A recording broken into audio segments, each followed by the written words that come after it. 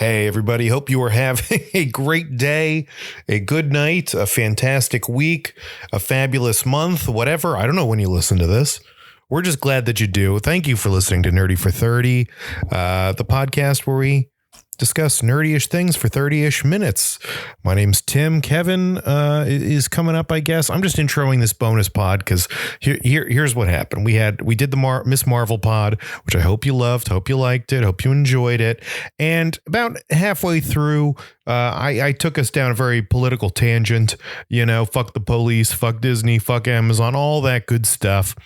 And it led to a pretty good discussion. We were both happy with it, but we also were discussing maybe this isn't what people tune in to Nerdy for 30 for. They don't always want their politics challenged and or discussed just in general.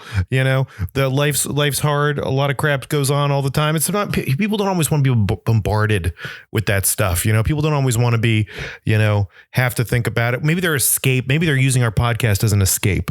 To get away from all of that for a minute. They escape with a piece of media. They come here for our takes and another form of escape. And maybe I'm having a very hard time saying escape.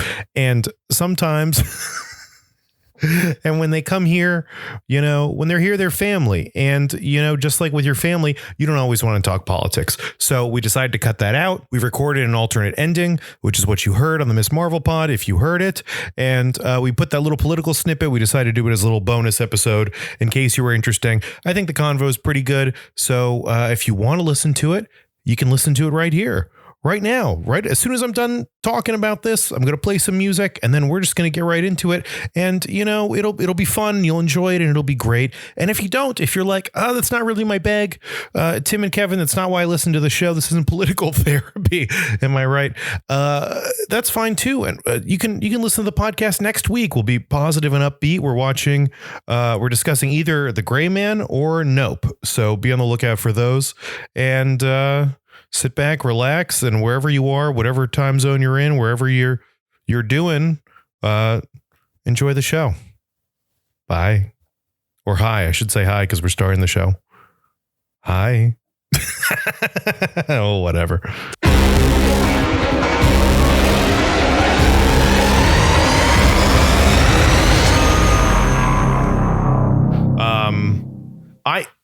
Can we have the bummer conversation? I want to get out this bummer take. Let's beef it's a it. real lame take.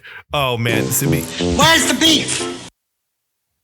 This is just, you're probably going to cut this out of the podcast. Oh my God. Oh no. I love this story. It was great. I enjoyed it. I loved learning about this community of people that I don't necessarily have a lot of knowledge about.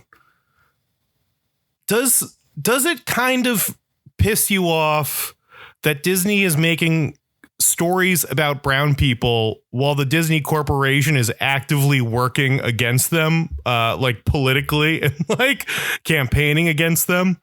Doesn't it feel like something about it's like we know Chick-fil-A hates gay people, but they don't throw up a rainbow flag outside of Chick-fil-A's, right? They're closed on Sundays. They're at least not lying to our faces. But there's something about watching this and you're in the finale and there's a group of brown people protesting essentially, and we see all of the cops turn their backs to them in support in defiance against this thing. And I'm like, this is all bullshit. This is the cops. These cops are ignoring their sworn enemies, innocent brown people, and standing up to their best friends, other people in law enforcement. This is crazy. It's just so dumb. Cameron was trying to get away from them. It's a miracle he wasn't shot 60 times. It's insane, dude, that they're making this thing and I'm caught up in it and I'm like, this is great. This is great. And then I'm just like, yep, Disney is donating more money to conservative campaigns. They're endorsing whatever, Ron DeSantis, and all these things are happening that are negatively impacting, POC and the LGBTQ community, and Disney behind the scenes is a huge part of that while putting out all this stuff about go diversity and we can do it and we're building it together. They're it's all bullshit. Like maybe this is just a bad way to view the world. Cause like once you start following this trend, it's like, oh, everything's bullshit. All this stuff is bad. But something about them creating like, go get them. We're all in this together content while actively undermining it behind the scenes. It hit me in the finale. Maybe it's the headspace I'm in, but I was just so pissed off when I finished the finale, just thinking about this and like, fuck Disney and like all this stuff, which maybe that's not the best conversation for this podcast, but I'm still like, I couldn't stop thinking about it after the episode, to be honest. Oh, I think it's totally valid. I felt the same way when I saw the like Pride Collection image show up on Disney Plus, because I was like, you fucking funded the Don't Say Gay bill. It's so frustrating. It dovetails into what we were talking about last week with the boys conversation too, where it's just like corporate evil, man. Corporate evil. I mean, Amazon's doing the same thing. Yeah. Right. Like Amazon is doing so much damage to our society. But I mean, at the same time, it's like we're just hypocrite. Like I'm watching The Boys. I'm getting things shipped to me in Amazon like 2 days. You know, in New York, sometimes just 1 day. It's great. I love Amazon. But I just felt like a hypocrite. I felt like an asshole. I felt like, you know, I'm watching this thing about uplifting, you know, a community that is actively being undermined by me watching this. Right. Like I'm learning about a community, and the revenue that's being generated from me watching this thing that's teaching me about a community is actively being turned around and used against that community. I just felt completely used like a fool at the end of this.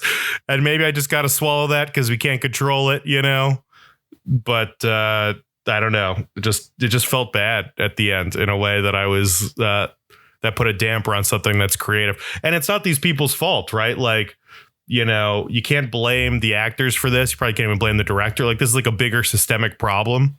So maybe that's the answer is like, you know, these actors and actresses and this director like doing a great job. They're making a great product and it's saying something. And this is definitely having representation. It's definitely making this product on its own, I think, is definitely going to have a positive impact on the world. But then the people who are ultimately financing it are having, I would argue, a negative impact on the world. So I don't know. It's just not a fun conversation to have about any of this stuff, because then it's like all the Marvels. It's everything we talk about, Kevin. Like all this content is being made by terrible people. So it's what do we do? It's a situation too where the terrible people have the money because they got the money from doing terrible things. It's interesting. Yeah. Hasan Minhaj talked about this because Patriot Act did an episode about Amazon, and then Hasan Minhaj announced that he was making this new movie, but the movie was being released by Amazon. And people were like, what the fuck are you doing? And he basically echoed the same thing. He's like, look, I know this is not ideal, but this is the best chance we have to get this to a lot of people.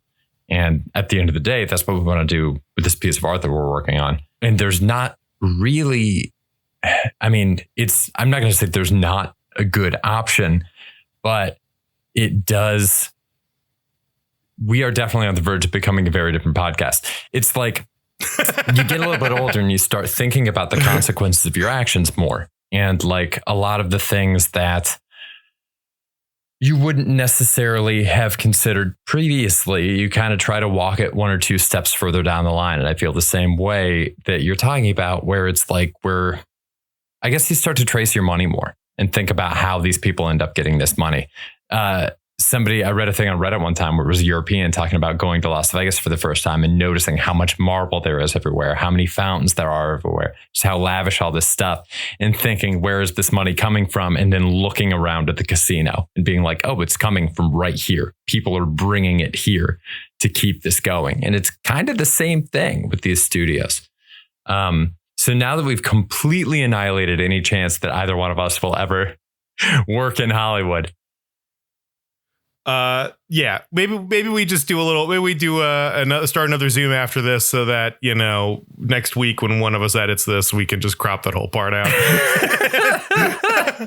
maybe we just go back into saying positive things and being happy. Cause I don't know what else. I don't know. I genuinely don't know what else to do. It was, I guess I've just been thinking about that in life and, the futility of so much stuff that we try to control. And, I can't help but have it infect, with the boys and with Kamala, like to say that the art in this case isn't making some kind of a statement in either case, I think is probably you're missing the boat on something, right? Like it's definitely making statements. I think they're making similar statements. Miss Marvel's just significantly more optimistic about it. It felt jarring to see that ending where the police band together with the protesters, because the only other time I've really seen that was that Pepsi commercial. And granted, it was done better here, but it just felt so optimistic and rosy that, again, maybe it's like cynicism, but it's just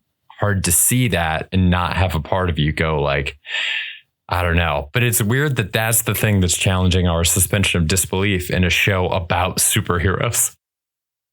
It genuinely is. It's really weird. I don't know if I'm like just in too deep to whatever, but like the most jarring part, like once those cops like became a part of the finale, I was like, I'm out on this. I just can't anymore. I can't pretend like this is happening. I mean, we saw it. This is all has to be cut out. This is not the podcast we do. I don't know, man. I'll leave it up to you on this one because I am okay with everything we've said so far. But we saw people in the streets protesting in New York, and we saw how police officers respond to that. And it's not the way they respond in this show. I've never seen cops respond like that. And I've never seen a girl glow and throw light rocks with her hands. Both of those are unbelievable works of fiction. And one of them, at least, they've warmed up. I've like seen superheroes on TV before, but like, man, a whole group of cops standing up to the government to do what's right and protect a marginalized community in New York City. Are you kidding me? That doesn't exist. This is fiction. This is bullshit. This is fucking propaganda. This is fucking Top Gun Maverick getting people to sign up for the Air Force. I mean, we are doing more harm than good with this podcast by giving a platform to these pieces of propaganda garbage, Kevin. I'm questioning everything. Like, fuck this, fuck that. How dare they work that in there? There's no way the people writing this, maybe I'd be very curious to know what parts of this Disney or whatever forces you to do, what part someone from corporate is like, you got to do this. Like, well, what if we had some cops in there and they supported these guys? What if that was the thing, like, I find it hard to believe that somebody who's going through all of this stuff about British imperialism and Pakistan and India and this whole relationship that I really didn't know that much about and is having like really tough conversations about all this discrimination and all of these things is also going to end on the note where like, oh, also cops are good guys. It's like, it seems fucking crazy. It seems crazy to me, Kevin. It's so jarring. And I hate that we're talking about this when this is a great show and we shouldn't be talking about these things. We should be talking about the merits of the show and how good all the actors were and how like loving the family was and how like beautiful the dynamic was and the art and like the takes on it and like how much fun the finale was up until that point. But I'm telling the thing that left the sour taste. I mean, it left the strongest taste in my mouth. Oh, look at that Freudian slip. The strongest taste in my mouth was the bitter taste of fucking police bullshit propaganda, Kevin. I don't know. That's my biggest beef with this episode, with this show. Tim, I couldn't have put it better myself. Ladies and gentlemen, what do you think? Hit us with an email.